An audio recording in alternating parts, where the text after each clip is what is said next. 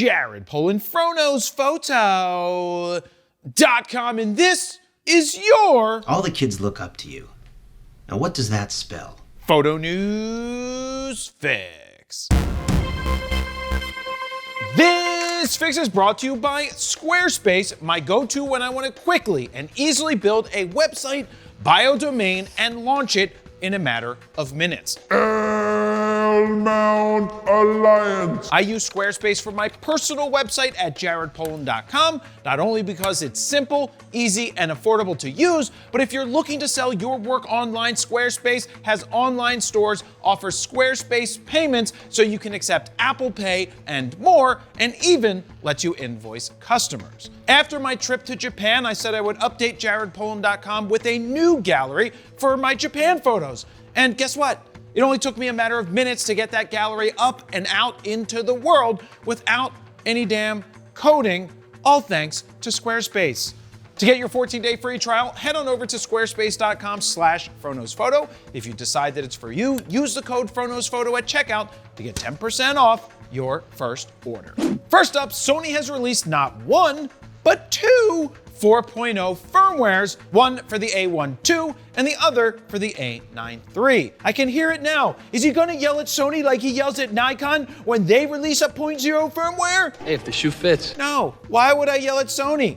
I'm not gonna yell at them, or will I? Oh, me again! You never know. Anyway, Sony's new 4.0 firmware actually improves something that matters, the autofocus. But hell, what's Nikon know about autofocus? I kid, don't yell at me. Phone's not ringing, so Nikon's not yelling at me. Nonetheless, the biggest focus of this update is the added support for real-time recognition AF+. I personally was hoping for Prime AF+, but hey, what can you do? This is what they gave us, so hopefully it's good enough. Now, according to Sony, AF+ is more precise, more persistent, more impressive. You know, that's funny because that's kind of what my dating profile says. Sony says you will find improved subject detection and tracking capabilities, which should make it easier to capture sharp images of fast and unpredictable moving subjects, even in complex scenes where there's a crowd of people. Personally, I felt the A1 II and A9 III focused extremely well as is, but after watching Sony's latest tracking video, it's clear that the focus before 4.0 was actually terrible. Horrible. It was the worst thing ever. It was almost like using a Nikon. I kid. Actually, what's terrible is the choice of music Sony chose for the video.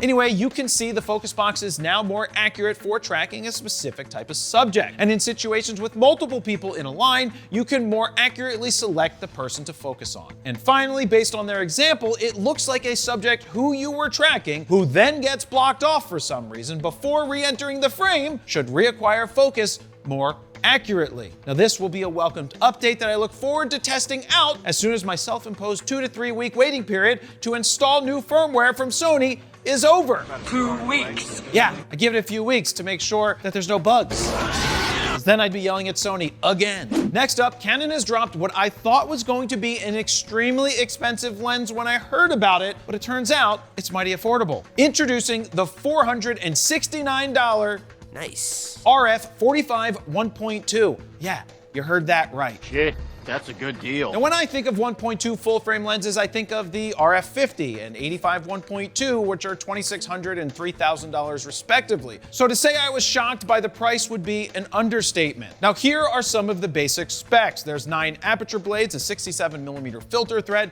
STM motors, which were not exactly fast or silent, and it doesn't come with a lens hood.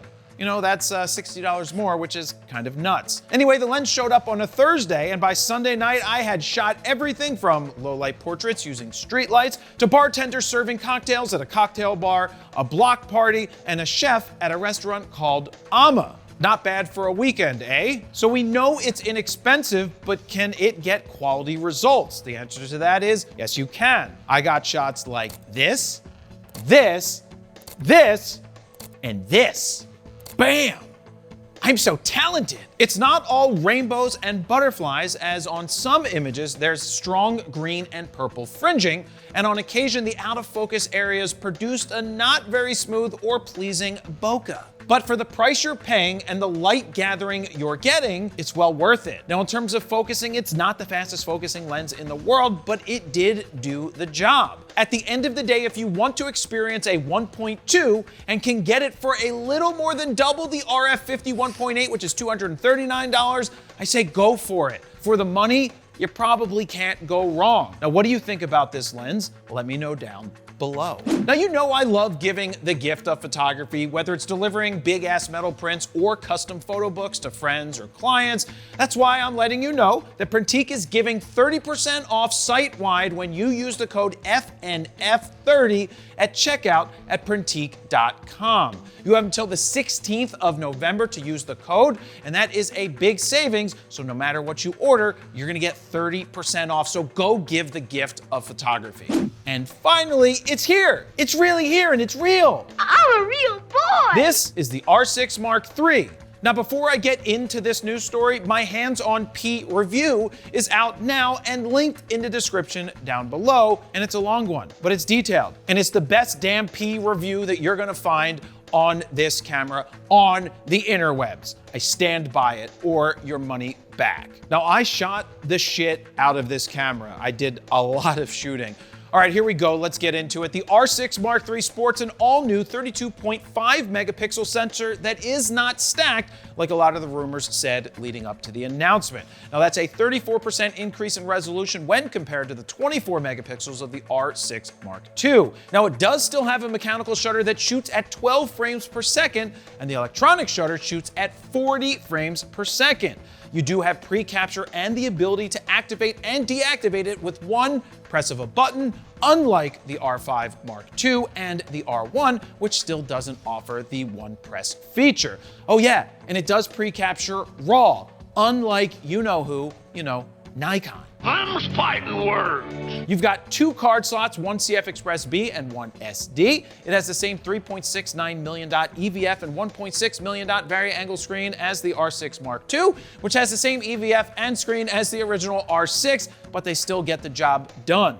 The native ISO is one stop less than the R6 Mark II due to the size of the sensor, coming in at 100 on the low side and 64,000 on the high side, and my images at 8,000 looked really good to me. It has dual pixel AF2, but does not have the Digic accelerator processor. You need to go to the R5 Mark II to get that.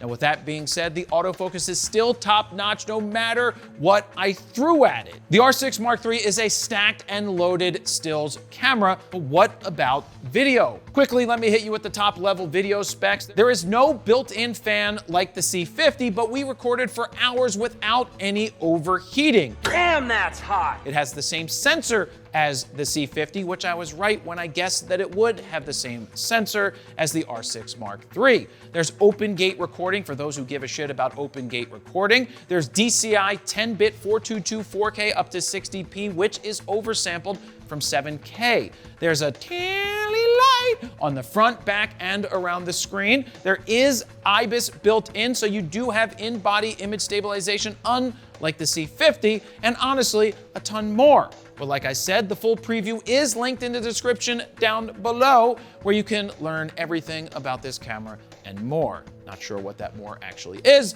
but you'll learn everything. So what's it cost? $27.99 for the body only, which hopefully will come down even more when and if tariffs ever come off. Now, should you get this camera if you already have an R6 Mark II? Well, it kind of depends on a bunch of stuff. Should you get an R6 III or C50 for video? That's a toss-up as well. That's a good question. And guess what? Oh shit, what? I answer all these questions and more in the R6 Mark III P review that's linked in the description down below. At the end of the day, the R6 Mark III is another extremely well-rounded and capable Canon camera that's joining an already amazing lineup. Will you be getting one? If so, let me know down below. And guess what? There you have it. That's your photo news fix this time around. Thank you very much for watching. Jared Polin, PhotoNewsPhoto.com. See ya.